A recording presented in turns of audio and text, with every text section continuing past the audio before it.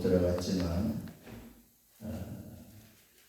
들어가는 자녀 세대들을 바라보면서 주님의 심정으로 설교한 설교인데 세 편의 설교로 되어 있습니다. 신명기는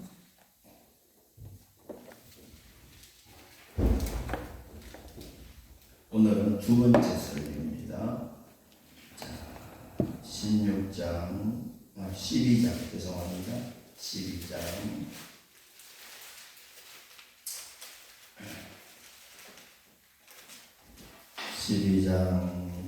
1절에서 3절까지 12장 1절에서 3절까지 내 조상이 하나님 여호와께서 내게 주셨으나 차지하게 하신 땅에서 너희가 평생의 지킴을 규례와 법도를 이해하니라.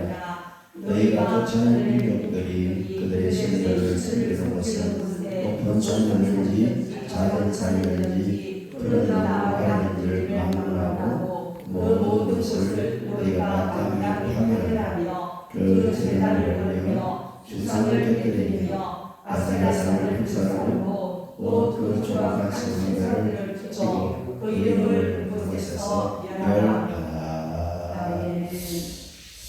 이 신명기서는 이제 광야 생활을 끝내고 가나안 땅에 들어가서 하나님의 백성으로서 어떻게 살아야 할 것인가 이에 대한 말씀입니다. 즉 우리들이 예수님을 믿기 전과 믿은 후로 나눠지잖아요. 역사도 그렇듯이. 그러면 예수님을 믿은 우리들은 어떠한 삶을 살아야 할 것인가에 대한 말씀이기도 합니다. 자녀 세대가 가나안 땅에서 어떻게 살아야 할 것인가를 아주 구체적으로 가르쳐 주고 있습니다. 왜냐하면 하나님께서는 그 가나안 땅의 문화를 너무나 잘 알고 계시기 때문에 그 가나안 땅에 들어가면 가나안의 우상 숭배, 귀신의 문화에 지지 말고 그 귀신의 문화를 다 몰아내고 하나님의 문화를 세워주기를 간절히 바라는 하나님의 마음을 이 모세가 알았기 때문에 이제 본인은 가나안 땅에 못 들어가도 참 유언처럼 그렇게 설교를 합니다.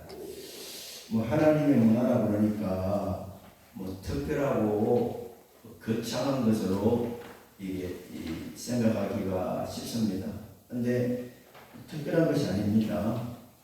죽은 자들에 대한 애도, 그리고 어떤 것을 먹을 것인가, 안 먹을 것인가, 이에 대한 그런 말씀, 먹을 것과 먹지 못할 것, 그에 대한 말씀이죠. 이 성인병이 제일 많은 이 나라가 이 예수님을 믿는 나라랍니다. 그리고 성인병이 제일 없는 나라가 이제 그 이슬람 쪽입니다. 왜냐하면 이제 음식의 문화가 먹을 것과 먹지 못할 것이 이제 다 없어졌잖아요. 신약에 와서. 그러니까 이 그리스도 국가에서는 음식을 가리지 않고 무분별하게 너무나 많이 먹습니다. 그러다 보니까 이제 성인병이 제일 많고 이슬람 국가에서는 철저하게 음식을 가려서 먹습니다. 유대인들도 그렇고. 그러다 보니까 이제 성인병이 이제 현격히 다른 나라에 비하면은 거의 없는 그런 상태죠. 이제 가나안 땅에 들어가면 너희가 먹을 것과 먹지 못할 것, 이걸 철저하게 말씀을 하고 있습니다. 돼지고기 같은 거 참 맛있고 좋잖아요. 돼지고기 같은 거. 근데 구약에는 이 돼지고기 같은 것을 먹지 말라고 가르치고 있죠. 근데 그 음식에 대한 그것을 연구해서 박사받은 그 박사님 논문을 보니까 다 이유가 있더라고요. 하나님께서 먹을 것과 먹지 못할 것 나온 데는 다 이유가 있더라고요. 그 다음에 11조는 어떻게 드릴 것인가? 살아가는데 생활과 밀접한 관계죠.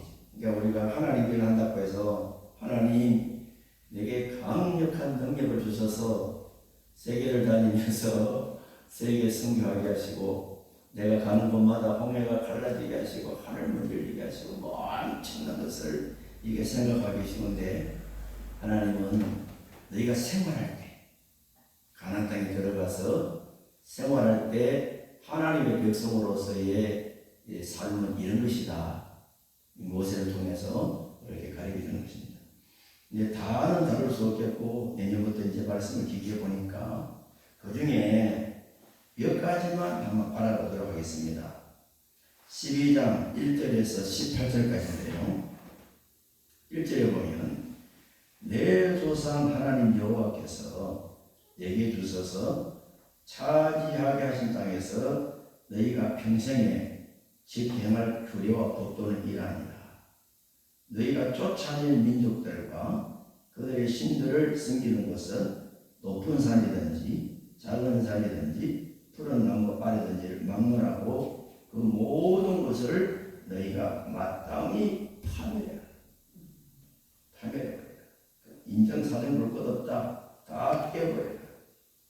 3절에 그 재단을 헐어버리고 주상을 깨뜨려버리고 아세라상, 이 우상이죠. 사람 손으로 만든 것 불살라버리고 또 그 조각한 신상들을 찍어서 그 이름을 그곳에서 멸하라. 제가 이제 판소리에 관심이 있어서 판소리, 우리나라 이 판소리 그리지 않습니까? 관심이 있어서 이제 이런 분들을 만나고 저런 분들을 만나보니까 우리나라의 국악이 다는 아니겠지만 거의 다 무속하고 접속이 되어 있어요. 뭐 우리나라의 무형문화재 이런 분들 있죠. 무형문화재 여자 가수 미소 트롯에서 1등하면 누굽니까? 그 어머니의 도보장이지 않습니까? 무형문화재인데 무속하고 접속이 돼요. 그렇게 되어 있어요. 참 이게 근데 하나님께서는 그 땅에 들어가면 이 귀신을 섬기는 것 다 찍어버리라. 다 불살라버리고 다 피워버리라. 그리고 예배를 드릴 때 너 마음대로 예배를 드리지 마라. 내가 정해준 곳에서 예배를 드리라. 5절이죠. 다 같이 한번 읽어볼까요? 시작.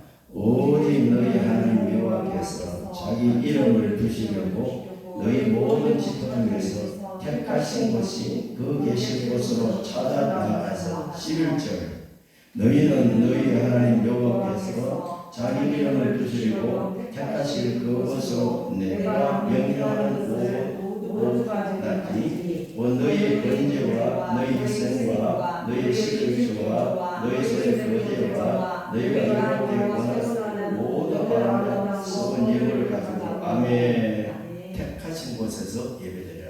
우리가 이제 이 코로나 팬데믹이 지나고 코로나 때문에 고생한 지가 오래되었잖아요.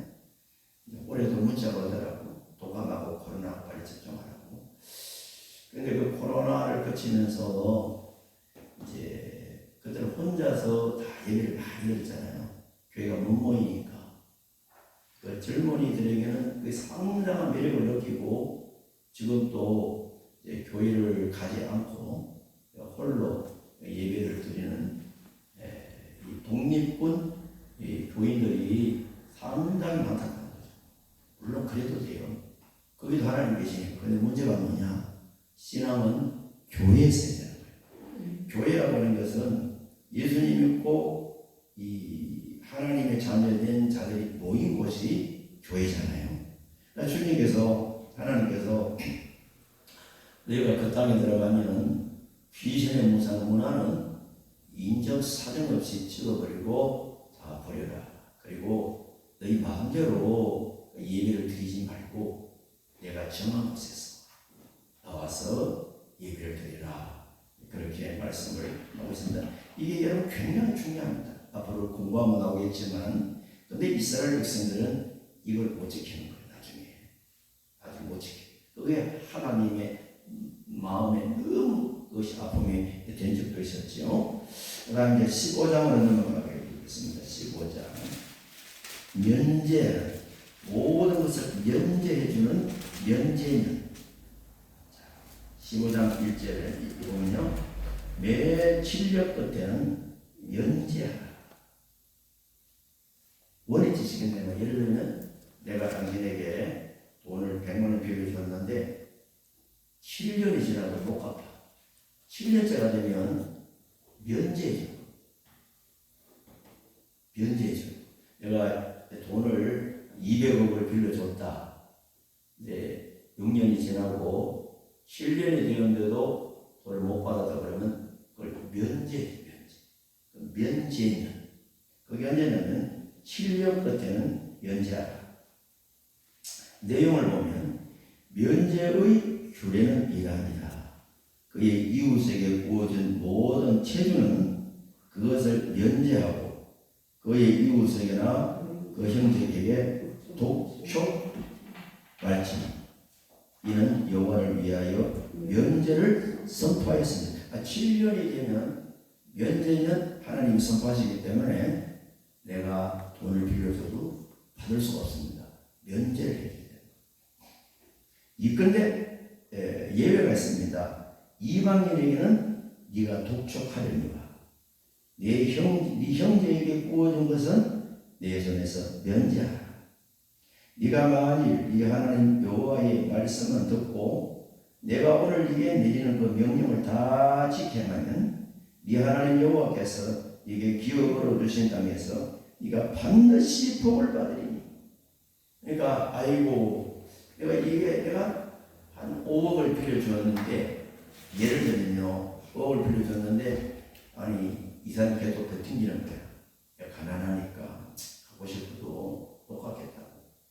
그러면 7년이 되었으면 하나님이 면제년, 면제를 해줘야 돼. 근데 돈이 아깝잖아요. 근데 계속 돈을 달라고 하지 마라.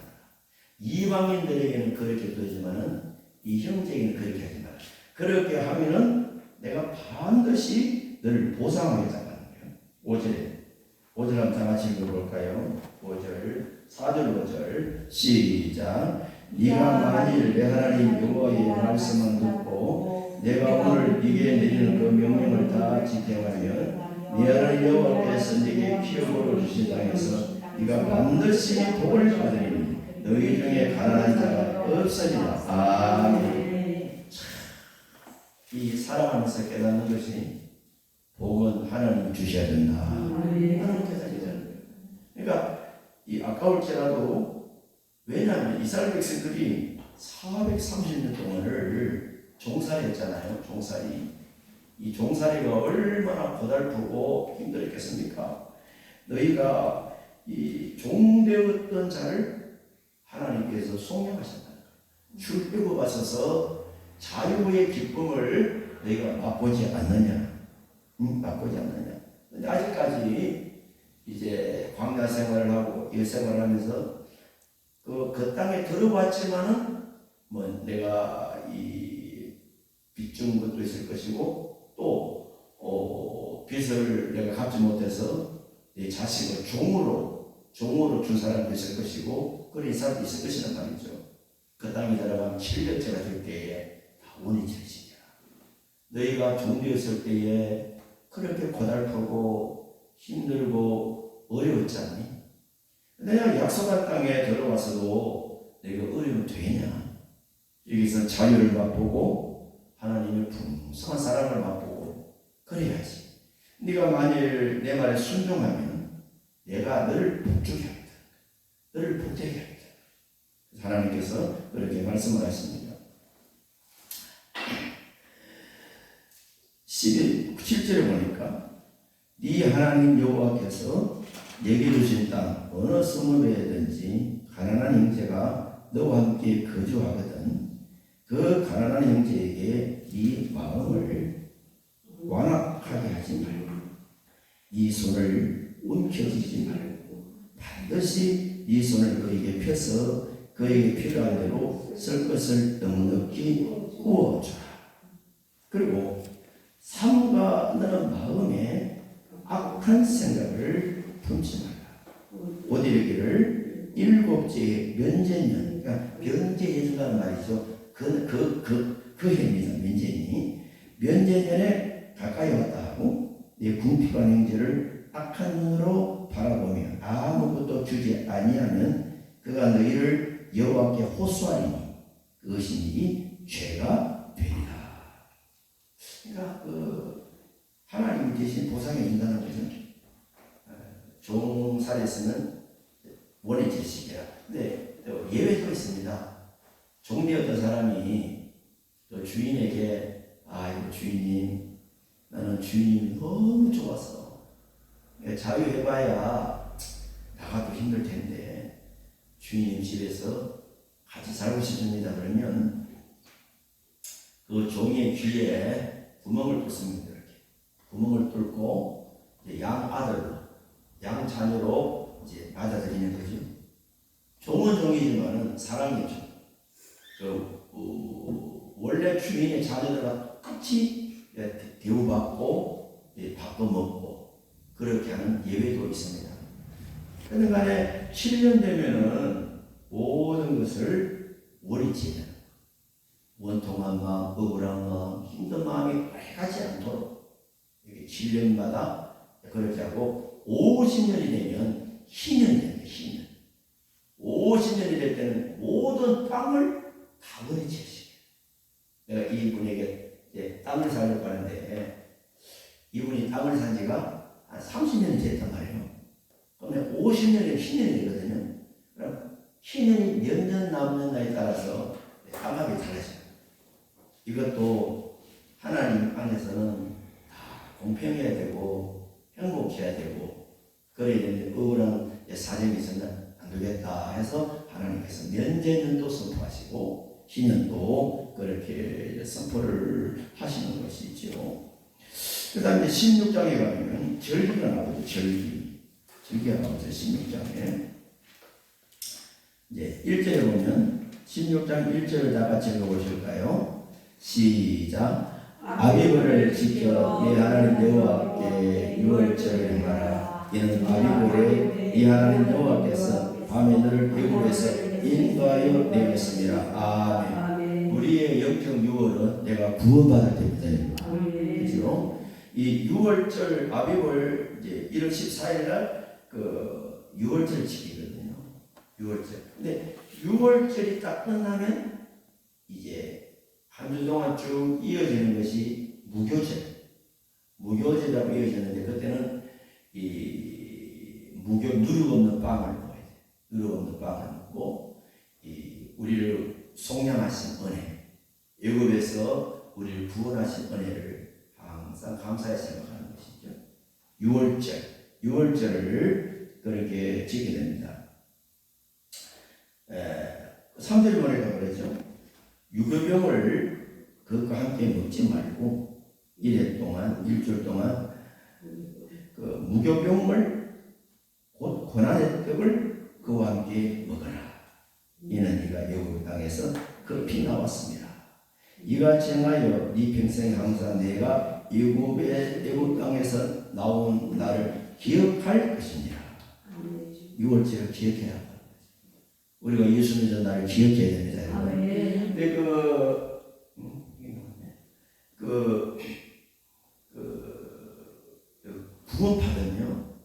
구원파들은 다 틀렸다고 볼 수 있겠지만은 그 완전 이단이잖아요. 근데 하나 우리가 깊게 생각할 것이 있어요. 그 뭐냐면 그들은 내가 예수 믿고 구원받은 나를 그들이 기억합니다.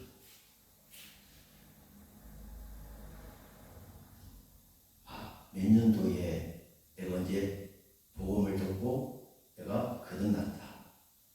그날을 꼭 기억하고 그날을 자기 태어난 생일보다도 그날을 더 기쁘게 해요. 지상 최대의 기쁨이 이제 내가 복음받고 구원받은 날인데, 물론 구원은 그날을 못 기억할 수도 있지요. 근데 기억할 수도 있거든요. 내가 언제 누구로부터 복음을 듣고 예수님 영접했다. 우리가 살아가면서 누구의 부모님의 생일, 자녀의 생일, 누구의 생일날 선물을 하고 무엇을 하고 그러잖아요. 근데 진짜 기쁜 날은 내가 예수 믿고 구원받은 날입니다. 그걸 기억하라. 그걸 기억. 우리 여러분들도 이제 언제는 알 수 없겠지만 1년 중에 한 번 있을 것 아닙니까? 하나님 구원받은 그 날이 언제인지 모르지만 나를 구원해 주시니 감사합니다. 그 날을 생각하는 것이죠. 애굽 땅에서 나온 날을 기억할 것이니라.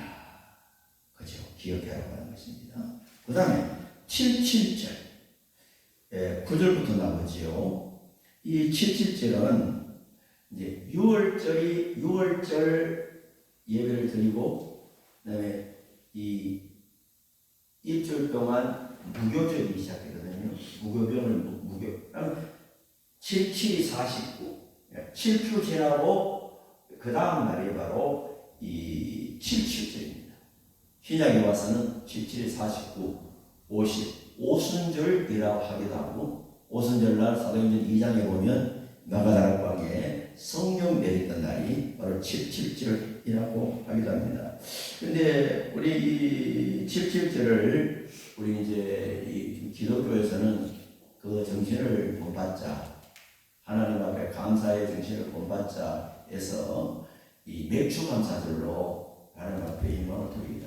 근데 맥주감사절, 추수감사절이 언제냐, 맥주감사절이 언제냐, 언제 알고 지키는 게 중요한 것이 아니고, 하나님께서 왜 무교절, 77절, 초막절을 지켜라고 하셨느냐 하면, 너희가 어려웠을 때 내가 함께 했던 것을 다시 기억하고 감사가 회복되어야 된다. 성도 여러분, 살아가면서 감사 회복되기를 축복합니다. 감사가 회복돼. 감사가 회복되는 거죠. 그러니까 이스라엘 백성들이 출애굽에서 나와서 하나님이 약속한 땅에 들어가면 감사가 되어야 돼요. 감사가 되어야 되고, 우리 기독교인들도 내가 우상을 섬기고 하나님을 몰랐을 때 내가 전도자를 통해서 예수님을 만나게 되고, 그날이 내 인생의 최고의 날이다. 주님 만날 때까지 그 날을 생각하고, 죄악에서 나를 구원해 주신 하나님 은혜 생각하고 날마다 하나님께 감사해야 되는 것이죠. 그 다음에 13절에 보니까 이 초막절이 나옵니다. 초막절을 이제 우리는 이제 그 추수감사절, 수장절이라 하기도 합니다. 13절에 보니까 너희 타작마당과 포도주털의 소출을 거두어들인 후에 이래 동안 초막절을 절기를 지킬 때는 너와 네 자녀와 노비와 이 성중에 거주하는 레위인과 객과 고아와 과부가 함께 어떻게 하라고 했습니까? 즐거워할지니. 15절에 그러죠. 내 하나님 여호와께서 택하신 곳에서 너는 이래 동안 내 하나님 여호와 앞에 절기를 지키고, 내 하나님 여호와께서 이 모든 소출과 이 손으로 행한 모든 일에 복 주실 것이니 너는 온전히 즐거워할 것이라. 17절에 각 사람이 네 하나님 여호와께 주신 복을 따라 어떻게 그 힘대로 드릴지니라. 그 땅에 들어가면 택하신 곳에서 예배드리고 귀신문은 다 쫓아내야 되고, 그리고 네 마음대로 예배를 드리지 말고 내가 택한 곳에서 예배를 드리고, 예배를 드릴 때에 항상 기억하고 6월절을 기억하고 77절 초막절 기억하고 이 절기를 지킬 때에 감사가 회복되어야 된다 이렇게 말씀을 하고 있습니다. 네, 그런데 이제 또 정말 중요한 것은 지금 또 문제가 되는 것이 뭐냐면 이 재판에 대한 문제잖아요. 재판에 대한 문제인데 우리 이제 선배 목사님이 계신데 이 선배 목사님이 이 신천지로부터 고소를 300몇 번 하겠습니다. 300몇 번을 하겠. 한 번 고소를 당할 때 10억 고소, 20억 고소 이렇게 300몇 번을 이제 고소를 당했습니다. 근데 이제 목사님이 돈이 없어가지고 이제 국변을 사고 한 1,000만 원짜리 변호사를 사서 변호를 하는데 이 잘 안 되는 거야. 이 재판관이 이 진용식 목사님이 이 죄가 없음을 아는 명예도 아닌데 이 변호사가 누구냐에 따라서 이 재판관이 막 움직이시는 거예요. 왜냐하면 재판관도 못 벗으면 나중에 변호사가 되어야 되니까. 그래서 한 번은 30억 소송이 들어왔어요. 30억짜리 소송이 들어왔는데 그 소송이 뭐냐면 이만희가 지가 부모자라고 하잖아. 이만희 나는 부모자가 아닌데 이 명예 이 훼손죄로 30억 고소를 했습니다. 재판을 받는데 이번에는 그 교회에서 우리가 어렵지만 목사님을 도와서 부장 판사 출신 변호사를 쓰자 해가지고 이제 변호사를 썼단 말이에요. 그러니까 단번에 끝나버렸어. 재판이 오래 가지도 않고 단번에 끝나버렸어. 그러니까 이 변호사를 누구를 쓰느냐에 따라서 재판이 달라지기도 하고 그렇습니다. 돈 없는 사람은요 조금만 죄를 지어도 알짜 없습니다. 알짜 없이 그냥 감옥에 가야 되고 자식들을 탈영을 시키고 온갖 나쁜 짓을 다 해도 권력이 있는 사람은 이 재판관들이 어떻게 할 수가 없는 거예요. 이것은 법은 하나님 앞에 공정해야 되고 모든 사람은 평등, 법 앞에서는 평등해야 되는데 실제로 여러분 그렇지 못하단 말이에요 지금이.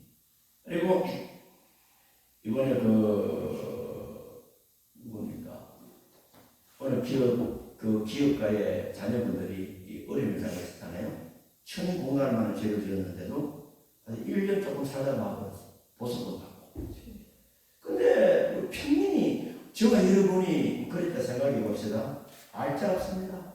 재판관이 때리는 대로 그대로 살아야 돼요. 얼마나 불공정합니까? 그 문제를 하나님 알고 계신 거예요. 18절에 보면 이 하나님 여호와께서 네게 주시는 각성에서 네 지파를 따라 재판장들과 지도자를 두어라. 그들은 공의로 백성을 재판할 것이니라. 19절 한번 다 같이 읽어볼까요? 시작. 너는 재판을 굳게 하지 말며 사람을 뇌물로 보지 말며 또 뇌물을 받지 말며 뇌물은 지혜자의 눈을 어둡게 하고 의인의 말을 굳게 하는 일. 아멘. 19절에 지금 현 시대에 제일 걸리는 게 뭡니까? 뇌물이죠. 뇌물에서 자유할 정치인들이 없지 않습니까? 뇌물을 받지 말라. 뇌물은 지혜자의 눈을 어둡게 하고 의인의 말을 굳게 하느니라. 너는 마땅히 공의만을 따라 그리하면 네가 살겠고 네 하나님 여호와께서 네게 주신 땅을 차지하리라. 우리가 기도할 때 이 땅에 법관들을 위해서 많이 기도해야 됩니다. 이제 하나님의 뜻은 공의거든. 공의. 재판을 할 때 굳게 하지 말고 외모로 보지 말고 뇌물 받지 말고 그렇게 하라 했는데도 지금 이제 그렇게 지금 우리나라에만 봐도 이제 법이 아니죠. 우리 백성들은 법관을 믿지 않습니다. 안 믿지요. 예. 자, 그리고 억울한 일을 당하거나 그러나 내가 실수해서 이제 사람을 죽였을 때, 지난 시간에 다뤘죠. 19절을 보겠습니다. 19장.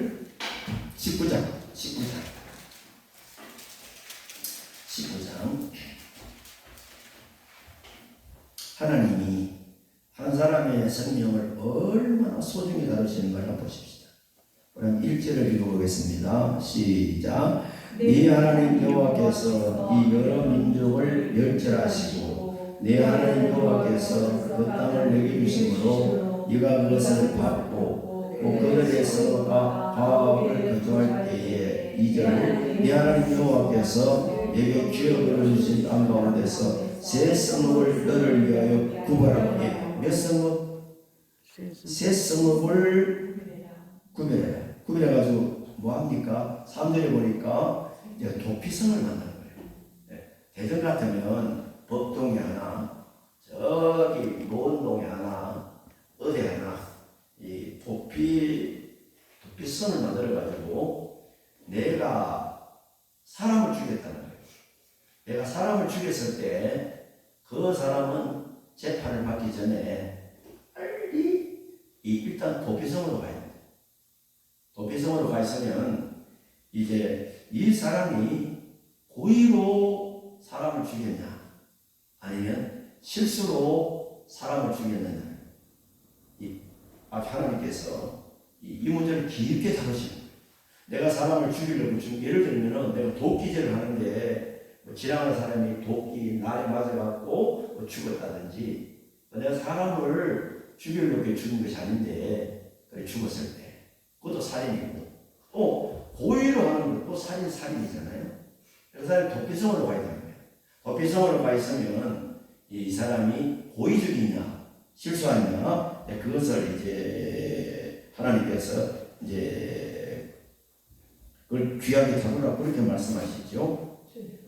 4절에 보면 살인자가 그리로 도피하여 살만한 경우는 이러하니 누구든지 본래 원함이 없이 부지 중에 그의 이웃을 죽인 일 가령 사람이 그 이웃과 함께 벌목하러 살림에 들어가서 손에 도끼를 들고 벌목하려고 찍을 때에 도끼가 자루에서 빠져 그의 이웃을 맞춰 그를 죽게 함과 같은 것이라. 이런 사람은 그 성중 하나로 도피하여 생명을 보호하는 것이라.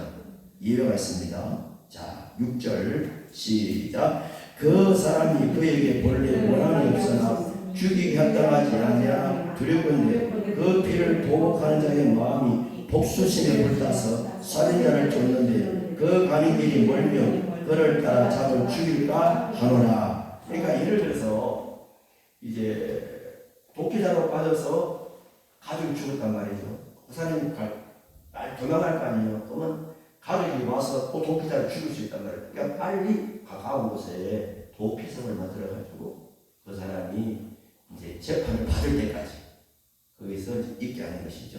그러니까 하나님이 이런 것까지 하나님 다루고 계신다는 거예요. 가나안 땅에 들어가면 너희가 뭐 엘리야처럼 능력받고 불빙거를 타고 올라가고 하나님 이런 바라시지도 않아요.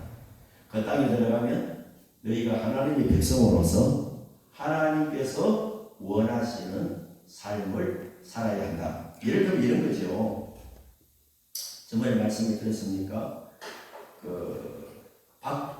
박정권, 이 처음 드린 얘기구나. 박정권 때 이제 박정희 대통령께서 그때 박정희 대통령 말 한마디 살리셨잖아요.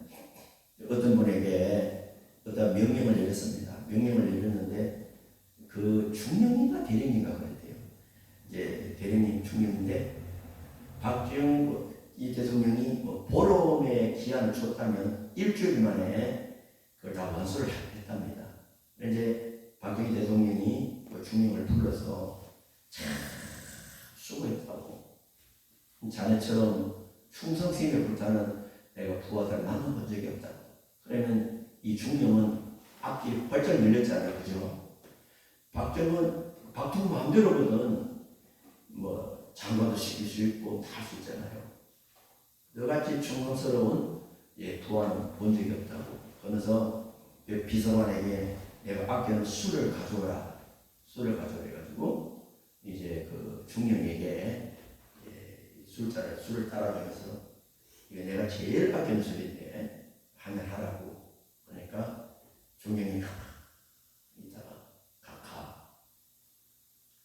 나는 예수 그리스도를 영접한 사람으로서 예수 그리스도를 믿기 전에는 많이 술도 먹고 있습니다만 예수 그리스도를 믿은 후로는 내가 날마다 성령의 술에 취하길 원하지 이런 것을 먹을 수 없으니까 박통 얼굴빛이 새카맣게 변해.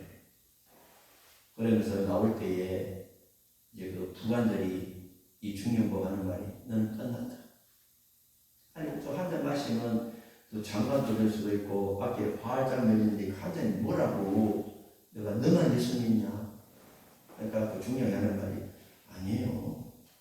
내가 예수 믿는 게 아니고 예수 믿기 전에는 나도 많이 먹었지만 예수 믿고 난 후로는 날마다 성령의 세수에 취하지. 뭐 대통령님이 주신다고 해서 내가 먹어야 됩니까? 너는 끝났어. 근데 박 대통령이 생각합니다. 감히 네 앞에서 이 숫자를 거역하다니 하면서 이 박통이 다시 그 사람을 생각하고 출세기를 열어주는 그런 신뢰가 있었다. 그 군에 있었던 사람이 간증한 책자가 있는데 읽어보고 많은 도움을 받았습니다. 그 땅에 들어가면 너희가 뭐 기적적인 사람이 되거나 뭐 이런 것이 아니고 하나님의 백성으로서의 어떻게 살아야 할 것인가를 다뤄주는데 그 중에 가장 중요한 것이 뭐냐면 사람의 생명을 귀하게 해요. 아멘. 그러니까 예수님께서도 신약에 와서 그랬지요. 남의 것을 탐내면 도둑질하는 것이고 미워하면 살인하는 것이다. 그러니까 우리가 여기서 자유할 사람이 없는 거야. 날마다 그러니까 하나님의 성령의 도움이 필요하고 날마다 자복이 필요한 거지. 하나님, 내가 참 이 자식놈을 내가 미워했습니다. 용서해 주옵소서 하는 말이죠. 그러니까 생명을 얼마나 귀하게 여기는지 살인한 사람이라도 공정한 재판을 받을 수 있도록 하나님께서 이 도피성을 만들어라 그렇게 말씀을 하셨습니다. 자, 그래 이제 이 어떤 이제 예를 들어서 이런 것도 있습니다, 여러분. 어떤 사람이 이런 사람을 고소할 때, 우리 예수 믿는 사람 이런 거 많이 겪잖아요. 예수 믿는다고 고소 안 합니까? 고소하죠. 고소하고 법정에 세우고 저기 칠곡 어느 교회에 그 교회에 이제 그 장로님 청원이신가 그분이 이제 다단계를 하시는 분인데 다단계를 하면서 성도들을 다 끌어넣었어요. 네. 성도들이 한 300분 되는데 이제 성도님들을 다 다단계에 끌어넣어가지고 본인은 이제 그러면 굉장히 이 돈을 많이 벌죠. 자기 밑에 300명이 들어오니까. 그래서 문제가 뭐냐? 이게 뻥 터진 거예요. 그러니까 그 칠곡에 지금은 이제 뭐 도시가 개발돼가지고 아파트도 많이 썼습니다만 옛날에 가보니까 아주 촌이었습니다. 거기에 뭐 그 고추 심고 또 배추 심고 무 심고 그래가지고 수십 년 동안을 모은 돈을 순식간에 홀라당 까먹어요. 그러니까 이 300명이 서로 고소 사건이에요. 왜냐하면 내가 장로님 이 사람을 넣으면 이 사람도 이 사람 넣고 이 사람 그러잖아요. 고소. 교회가 난리가. 이거 뭐 그래서 정월에 한 번을 위해 그 기독교회 굉장히 시끄러웠죠. 그런데 고소할 때에 그러면 이제 내가 이 사람을 고소하면 법원에서 고소한 사람을 정인이 있냐? 내가 이 사람을 다단계 소개해 주었다는 정인이 있냐? 법관이 정인을 데려오라 그래야 될 거잖아요. 그럼 이제 정인을 데리고 와. 정인을 데리고 오면 정인을 데리고 오는 사람이 야 내가 네게 돈을 줄게. 돈을 줄 테니까 네가 내게 좀 공정한 정인을 좀 해다오. 그래갖고 자기에게 이로운 정의를 할 수도 있단 말이에요. 성경은 이것까지다. 정의를 세울 때 이렇게 하라. 자, 신명기 19장 15절을 보시겠습니다. 신명기 19장. 신명기 19장 15절 시작. 사람의 모든 악에 관하여 또한 모든 죄에 관하여는 한 정인으로만 정할 것이 아니요 두 정인의 입으로나 또는 세 정인의 입으로 그 사건을 확정할 것이며. 아멘. 한 사람의 말을 듣지 말아라. 하나님은 이런저런 어떤 사람이 이 사람을 고소했는데 정이 좀 되었다. 그러면 그래, 돈 1,000,000원만 줘. 내가 안 받는데 본 것처럼 말할게. 이럴 수도 있는데 하나님은 그것도 하시고 한 정인은 안 되고 두세 정인이 나와서 말이 맞을 때에 그 사실관계를 확정해라.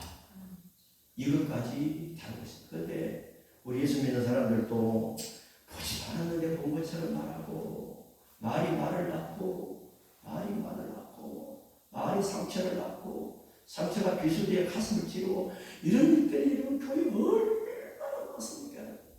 주님은 이것을 하시고 어떤 사실을 확정할 때 두세 정인으로 해라. 이 사실을 우리 고린도후서 13장 1절 보시겠습니다. 고린도후서 13장 1절. 고린도후서 13장 1절.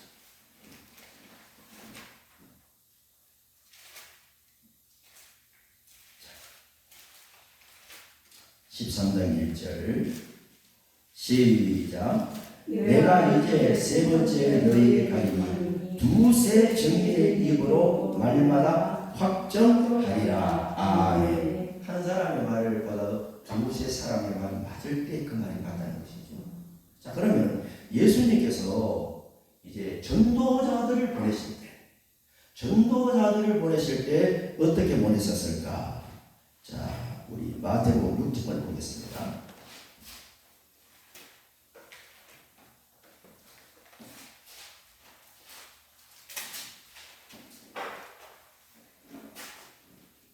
마가복음 죄송합니다.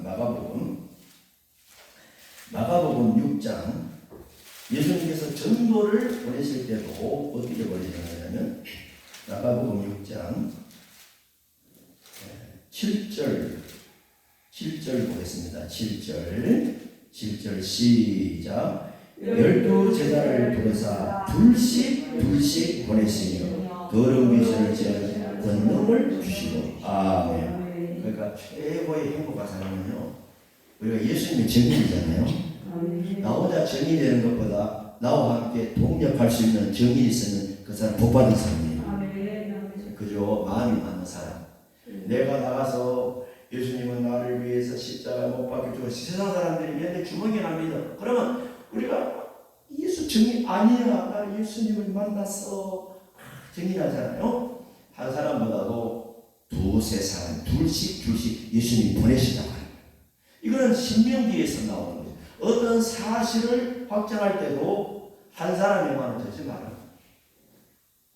두 사람 이상 정인의 말이 맞을 때 그 말이 맞는 것입니다. 하나님은 어떤 잘못된 사건으로 인해서 소가게 할까봐 그것까지도 하나님 귀하게 다루고 계시는 것이죠. 자, 마태복음 18장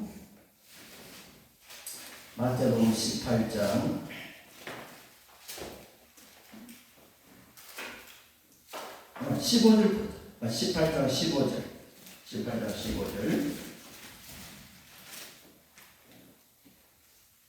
시작. 내 형제가 죄를 범하거든 가서 너와 그 사람과 상대하여 권고하라. 만일 들으면 내 형제를 얻은 것이여. 아멘. 자, 어떤 사람이 죄를 범했는데 내가 가서 그 사람을 고면해가지고 야, 그러지 마라. 회개하고 주님께 돌아와. 네 말을 들으면 너는 그 형제를 얻은 것이요. 그 다음에 16절 시작. 만일 듣지 않거든 한두 사람을 데리고 가서 두세 정인의 입으로 말마다 확정하게 하라. 이게 두세 증인이 나오죠. 그죠? 아멘. 한 사람 안 되거든 두 사람 이상 가서 이 증인이어서 이 형제를 얻도록 하라는 말씀이 나오고요. 요한계시록 11장 3절 요한계시록 11장 3절에 보면 권세를 받은 분이 나옵니다. 권세를 받은 분이 나오는데 요한계시록 11장 3절 시작 내가 나의 두 증인에게 권세를 주니 그들이 붉은 베옷을 입고 1260일을 예언하리라. 아멘. 내가 예수님이 나의 두 증인에게 무엇을 주신대요? 권세. 우리 모두 증인이 되기를 축복합니다. 두 증인에게 권세를 주니 사도행전 1장 8절에도 성령 받고 내 증인이 되어다오 그렇게 말씀하셨지요. 한 구절만 찾아보겠습니다. 디모데전서 5장 19절 디모데전서 5장 19절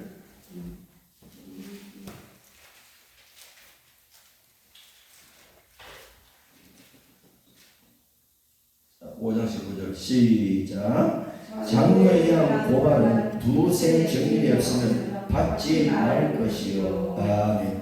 어떤 이제 교회에 이제 그 목회자가 장로, 목사, 감독은 똑같거든요. 목회라는데 저 장로가 이런 짓을 했다 하고 이제 그 법원에 막 고소한다든지 그러잖아요. 그런데 이제 그런 문제 다루고 있어요. 두세 증인이 없으면 그걸 받지 마라. 범죄한 자들은 모든 사람 앞에서 꾸짖어 나머지 사람들로 두려워하게 하라. 자, 여기서 결론을 보겠습니다. 여러분, 우리가 예수를 믿으면 성령 받고 권능 받고 정인이 되라 그러니까 많은 사람들이 엘리야처럼 어마어마한 것을 그렇게 막 생각하는 겁니다. 막 세계를 나가서 복음을 전하고 막 기적적인 일이 막 일어나고 그런데 그보다 더 중요한 것은 하나님의 백성으로서의 삶을 살아가는 것. 이게 더 중요한 거라. 아멘. 이게 더 중요한 거야. 그래서 이 모세는 내가 가나안 땅에 들어가면 다른 것 하지 말고 하나님의 백성의 문화를 심으라. 이방인의 문화를 쫓아내고 그 문화를 심으라. 그렇게 말씀합니다. 결론은 하나가 더 내리고 가겠습니다. 어떤 가문에 여성분이 예수님을 믿었는데 그 가문에는 무속신앙, 또 불교 그런데 이분이 대학교 때 예수님을 믿게 됐습니다. 예수님을 믿게 되고 이제 그 집안을 이제 기독교 집안으로 변화시켜 나가는 그런 간증에 대한 얘기인데 어마어마한 피해가 당했던 거예요. 결국은 이제 그 친척까지 그리스도인으로서의 삶을 살도록 이 한 사람을 통해서 변화시켜 나갔다는 간증을 듣고 참 은혜를 받았습니다. 지금까지 우리가 이제 하나님의 백성으로서 얼마나 말씀대로 살려고 노력했겠습니까? 우리 남은 삶도 주님 나는 바울처럼 베드로처럼 능력 있는 하나님 안전명예를 일으키고 죽은 자를 살리고 하는 그런 것을 못한다 이러고 기록된 말씀대로 살아가려고 몸부림치는 하나님의 정인이 되도록 도와주십시오. 기도하고 그렇게 살아가는 것이 참 아름다운 삶입니다. 아무쪼록 우리 남은 삶을 이제 하나님의 말씀대로 살아가는 은혜가 있기를 주 이름으로 축원합니다. 아멘. 사랑하는 아버지 하나님, 주님의 은혜를 생각할 때 감사합니다. 우리가 하나님 믿고 자녀가 되었다는 것은 새로운 사람이 되었다는 것인데 이스라엘 백성들이 애굽에서 벗어나서 가나안 땅에 들어간 것은 새로운 백성이 되었다는 것인데 하나님께서는 우상의 문화를 찍어내고 한 사람의 목숨을 가벼이 다루지 말고 살인자라도 가벼이 다루지 말고 어떤 일 있을 때 두세 증인이 필요하고 이렇게 저렇게 하나님은 먹는 것까지 하나님은 다 가르쳐 주셨습니다. 사랑하는 주님이시여, 우리는 그리스도인입니다. 하나님의 말씀대로 살아갈 수 있는 능력과 은혜를 우리에게 허락하여 주시옵소서. 예수님의 이름으로 감사하며 기도 올려나이다.